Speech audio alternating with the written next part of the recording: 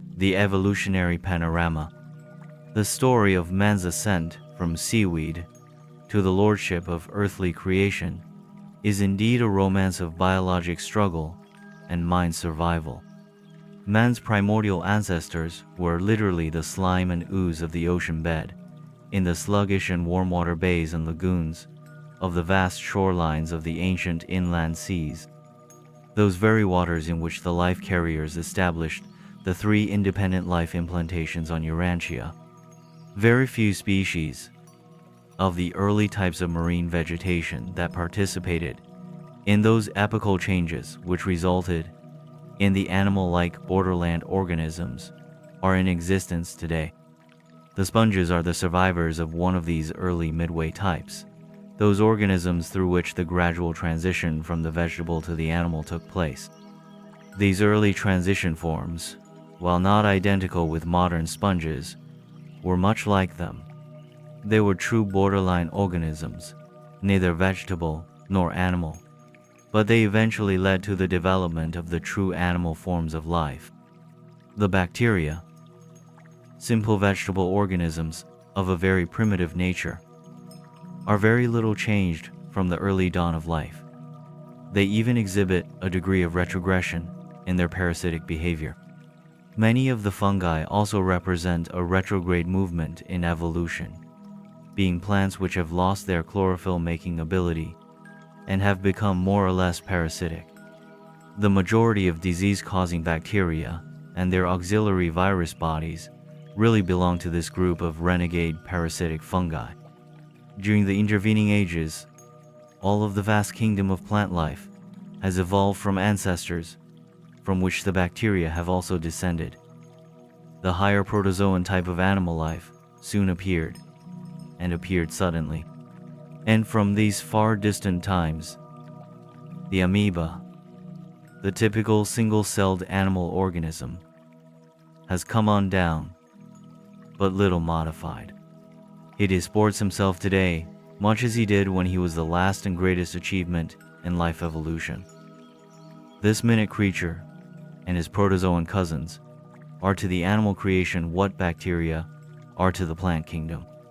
They represent the survival of the first early evolutionary steps in life differentiation, together with failure of subsequent development.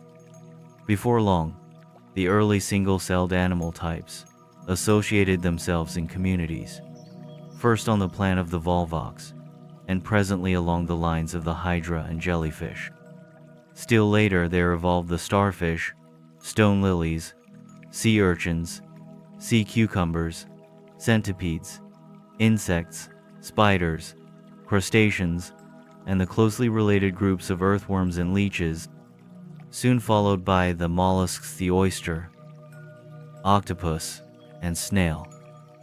Hundreds upon hundreds of species intervened and perished. Mention is made only of those which survived the long struggle.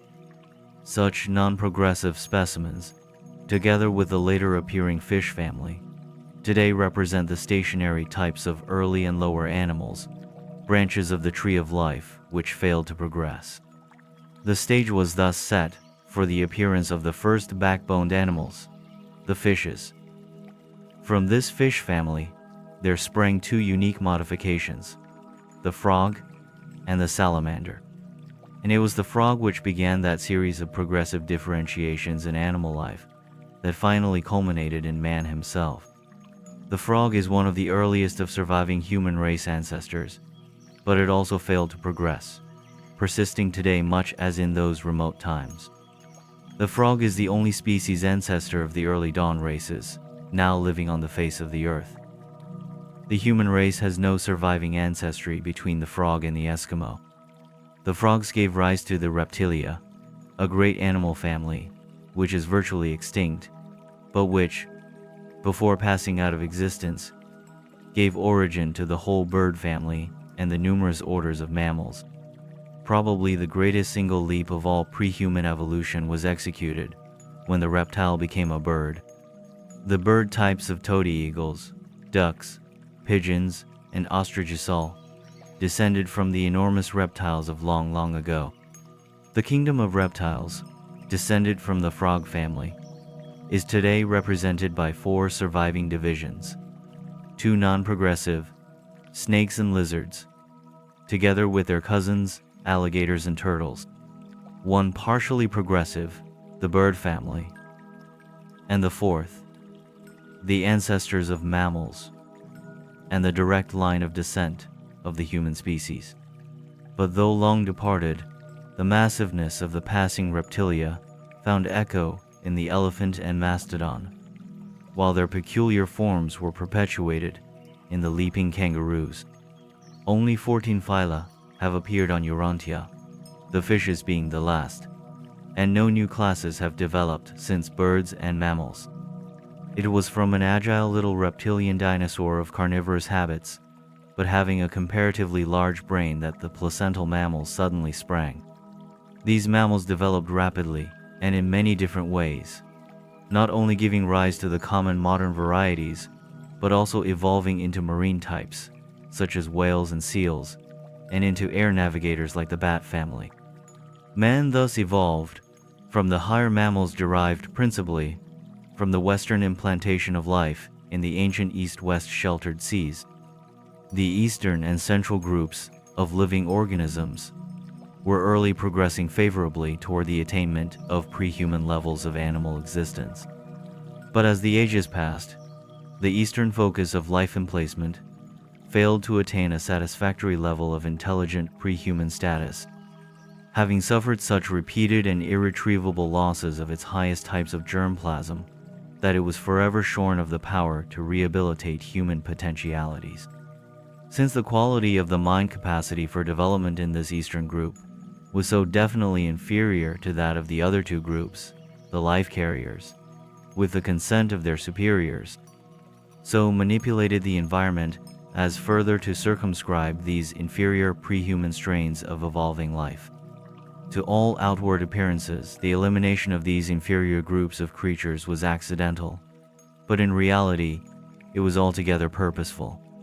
Later in the evolutionary unfolding of intelligence, the lemur ancestors of the human species were far more advanced in North America than in other regions, and they were therefore led to migrate from the arena of Western life implantation over the Bering Land Bridge and down the coast to southwestern Asia, where they continue to evolve and to benefit by the addition of certain strains of the central life group. Man thus evolved out of certain Western and Central life strains, but in the Central to Near Eastern regions. In this way, the life that was planted on Urantia evolved until the Ice Age, when man himself first appeared and began his eventful planetary career.